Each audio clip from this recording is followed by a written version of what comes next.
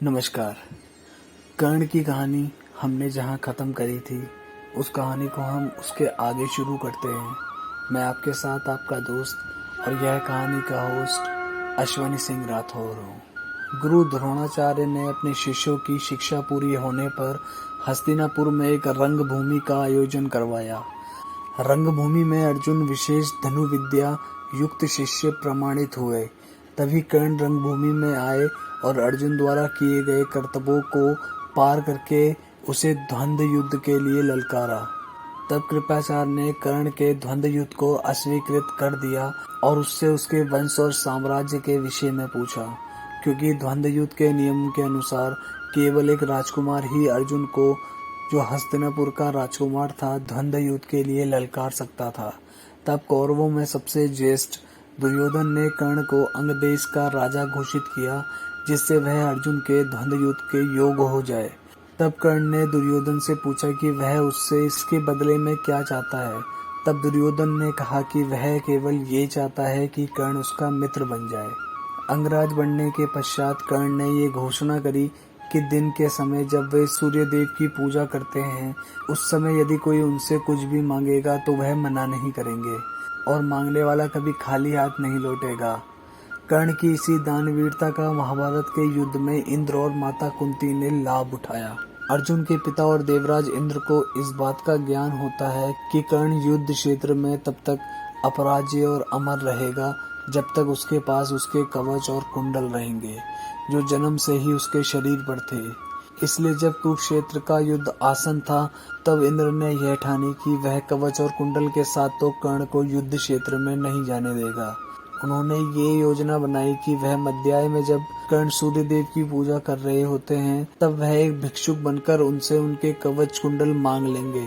सूर्यदेव इंद्र की इस योजना के प्रति कर्ण को सावधान भी करते हैं, लेकिन वह उन्हें धन्यवाद देकर कहता है कि उस समय यदि कोई उससे उसके प्राण भी मांग ले तो वो मना नहीं करेंगे।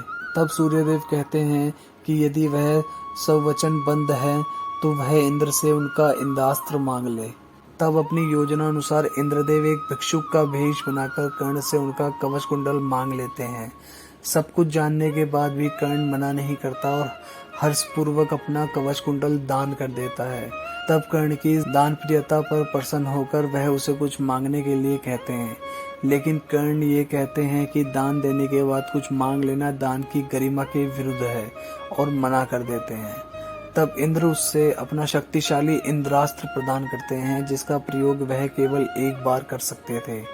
इसके बाद कर्ण का एक नाम वैकर्ण पड़ा, क्योंकि उसने बिना संकुचित हुए अपने शरीर से अपने कवच कुंडल काटकर दान दे दिए। जब महाभारत का युद्ध निकट था, तब माता कुंती कर्ण से भेंट करने गई और उसे उसकी वास्तविक पहचान का ज्ञान कराया। वह उसे बताती हैं कि वह उनका पुत्र है और ज्येष्ठ पांडव है। वह उसे कहती हैं कि वह स्वयं को कौन्तेय यानी कुंती पुत्र कहे, ना कि राधा पुत्र। और तब कर्ण उत्तर देते हैं कि वह चाहता है कि सारा संसार उसे राधे के नाम से जाने, ना कि कौन्तेय के नाम से। कुंती उसे कहती है कि वह पांडवों की ओर हो जाए और वह उसे राजा बनाएंगे। तब कर्ण कहता है कि बहुत वर्ष पूर्व उस रंगभूमि में यदि उन्होंने उसे कौन्तेय कहा होता तो आज स्थिति बहुत भिन्न होती, पर अब किसी भी परिवर्तन के लिए बहुत देर हो चुकी है और अब यह संभव नहीं है। वह आगे कहता है कि दुर्योधन उसका मित्र है और उस पर बहुत विश्वास करता है और वह उसके विश्वास को धोखा नहीं दे सकता, लेकिन वह माता कुंती को ये वचन देता है कि वह अर्जुन के अतिरिक्त किसी और पांडव का वध नहीं करेंगे।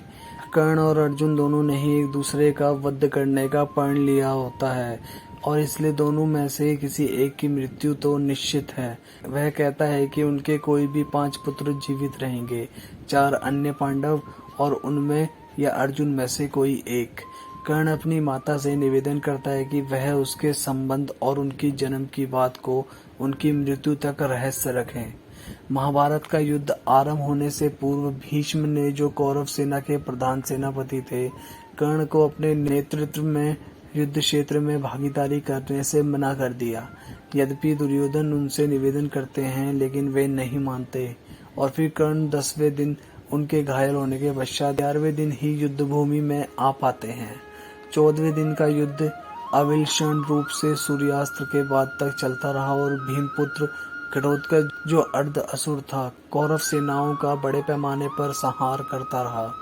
आमतौर पर असुर रात्रि के समय बहुत अधिक शक्तिशाली हो जाते हैं। दुर्योधन और कर्ण ने वीरता से उसका सामना किया और उससे युद्ध किया।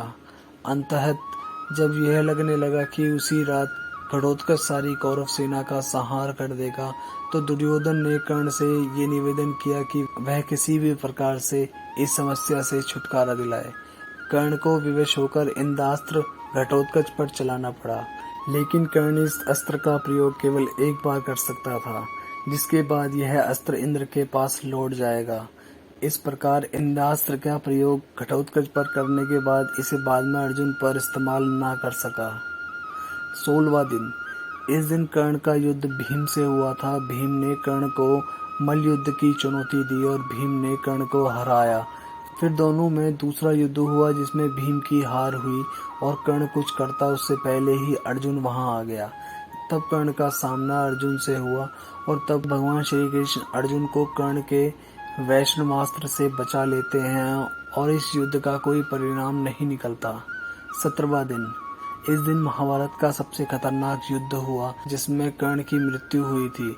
17वें दिन युद्ध में कर्ण और अर्जुन में महाभीषण युद्ध हुआ था और इस युद्ध में कर्ण और अर्जुन दोनों ही एक दूसरे पर महाअस्त्र का प्रयोग कर रहे थे कि कर्ण का पहिया जमीन में धंस गया था। उसने जमीन से ही युद्ध शुरू रखा और अर्जुन को हराने में कर्ण असमर्थ था और आखिर में अर्जुन ने अंजलिकास्त्र से कर्ण की छाती में मारकर उसका वध किया। युद्ध समाप्ति के पश्चात मृतक लोगों के संस्कार किए जा रहे थे। तब माता कुंती ने अपने पुत्रों से निवेदन किया कि वे कर्ण के लिए भी सारे मृतक संस्कारों को करें। जब उन्होंने यह कहकर इसका विरोध किया कि कर्ण एक सूत पुत्र है, तब कुंती ने कर्ण के जन्म का रहस्य खोला। तब सभी पांडव भाइयों को भ्राता हत्या के पाप के कारण झटका लगता है। युधिष्ठिर विशेष रूप से अपनी माता पर रुष्ट होते हैं और उन्हें और समस्त नारी जाति को श्राप देते हैं कि उस समय के बाद से स्त्रियां किसी भी भेद को छुपा नहीं पाएंगी। युधिष्ठिर और दुर्योधन दोनों कर्ण का अंतिम संस्कार करना चाहते थे। युधिष्ठिर का दावा था कि चूंकि वे कर्ण के कनिष्ठ भ्राता हैं, इसलिए वह अधिकार उनका है। दुर्योधन का दावा यह था कि युधिष्ठिर और अन्य पांडवों ने कर्ण के साथ कभी भी भ्राताव्रत व्यवहार नहीं किया, इसलिए अब इस समय इस अधिकार को जताने का कोई औचित्य नहीं है। तब श्री कृष्ण मध्यस्थता करते हैं और युधिष्ठिर को यह समझाते हैं कि दुर्योधन की मित्रता का बंधन अधिक सुदृढ़ है, इसलिए दुर्योधन को कर्ण का अंतिम संस्कार करने दिया जाए। जब 18 दिन का युद्ध समाप्त हो जाता है तो श्री कृष्ण अर्जुन को उसके रथ से नीचे उतर जाने के लिए कहते हैं। जब अर्जुन उतर जाता है तो वे उसे कुछ दूरी पर ले जाते हैं। तब वे हनुमान जी को रथ के ध्वज से उतर जाने का संकेत करते हैं। वैसे ही श्री हनुमान जी उस रथ से उतरते हैं। अर्जुन के रथ के अश्व जीवित ही भस्म हो जाते हैं और रथ में विस्फोट हो जाता है। यह देखकर अर्जुन दहल उठता है। तब श्री कृष्ण उसे बताते हैं कि कर्ण के घातक अस्त्रों के कारण अर्जुन के रथ में यह विस्फोट हुआ है।